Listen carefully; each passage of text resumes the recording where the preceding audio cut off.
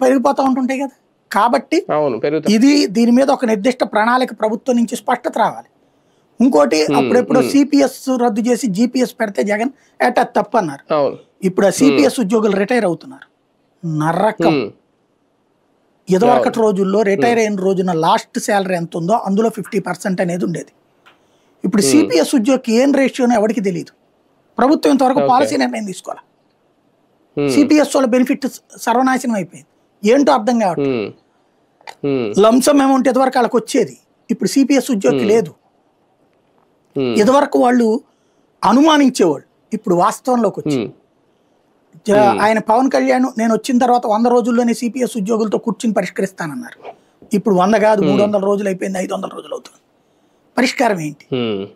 ఉద్యోగుల సమస్యలను పట్టించుకుని ఇదివరకు ఏంటంటే పరిష్కరించిన నాన్ ఫైనాన్షియల్ ఇష్యూస్ క్లియర్ చేసేవాళ్ళు వైసీపీ టైంలో. ఏది ఆ మంత్రుల కమిటీ, ఆ బొగ్గన రాజేంద్రనాథ్ రెడ్డి, బొత్స సత్యనారాయణ, ఇట్లాగో 3-4 కమిటీ, సురేష్ బాబు, ఇటు పక్కన సజ్జల, వీళ్ళు కూర్చుని ఏదో పరిష్కరించుకునేవాళ్ళు 1-2. అట్లాగే వాళ్ళు ఆ బెనిఫిట్స్ కూడా చివరిలో కూడా ఇది ఇచ్చారు. ఇది దాని పేరు ఏమంటారు, మొదట్లోనే ఐఆర్ ఇచ్చేశారు, చివరిలో మళ్ళీ టోటల్గా 11 డిఏలు క్లియర్ చేసినట్టు అయింది.